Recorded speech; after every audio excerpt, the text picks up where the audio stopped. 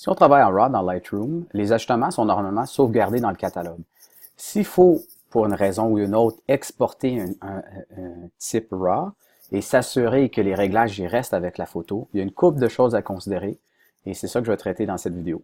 Donc, on a parlé dans le passé là, que les fichiers DNG avaient un peu plus d'informations intégrées et justement, si on exporte un DNG, qui est un format propre à Adobe, si on exporte un DNG, toutes les informations qu'on a attachées à l'image dans le catalogue vont s'exporter avec. Donc, il n'est pas nécessaire de faire d'autres actions. Donc, c'est encore un autre avantage du DNG, en plus d'être un format qui prend entre 10 et 15% moins d'espace sur le disque. Donc, si on exporte avec le mode Export du module Library, ici, il n'y a rien à faire. Mais dans une situation où c'est un format NEF ou un format autre qu'un format DNG, mais c'est un RAW, il y a une petite chose qu'on doit faire, un petit fichier qu'on doit créer qu'on appelle le XMP. En anglais, le XMP, on l'appelle le sidecar. Donc, c'est un fichier qui accompagne la photo originale, qui contient les informations qui seraient normalement dans le catalogue. Donc, pour en créer un sidecar pour ce fichier-là, on appuie sur Commande et S. Donc, qu'est-ce que ça fait? On l'a vu rapidement en haut à gauche ici. Ça dit Save Metadata. Donc, Metadata inclut toutes les informations qui sont ici et les ajustements et tout. Donc là, si on le donne à quelqu'un d'autre, ce fichier RAW-là va avoir les ajustements aussi à cause qu'il y a le document XMP avec.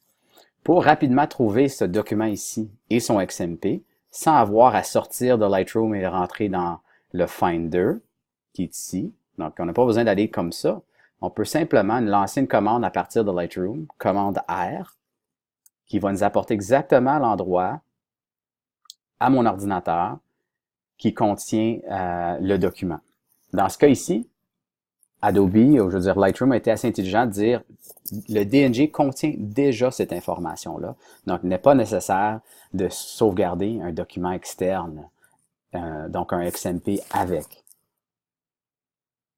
Donc, maintenant, je vais faire le même exemple, mais avec une photo NEF. Donc, ça, c'est encore un RAW qui me permet tous mes mêmes ajustements là, qu'on a parlé plus tôt dans une autre vidéo. Donc, je peux faire des ajustements au niveau plein de choses ici. Donc, juste pour l'exemple, je vais faire ça rapidement. Donc, normalement, cette information-là est sauvegardée avec le catalogue. Qu'est-ce que je vais faire maintenant? C'est appuyer sur commande S encore. Saving Metadata ajoute le document XMP. Si j'appuie sur commande R, ça m'amène dans mon Finder, qui est ici. Exactement à l'endroit où se contient la photo. Et juste à côté, on voit ici un autre petit document, même qu'on peut regarder ici. La photo originale est 26 mégabytes, excuse-moi, et l'XMP, c'est 9K. Donc, c'est vraiment très, très petit. Mais si on donne à la personne qui veut notre photo les deux documents ensemble, en réalité, qu'est-ce qu'il va recevoir? C'est l'original plus les ajustements qui seraient normalement dans mon catalogue.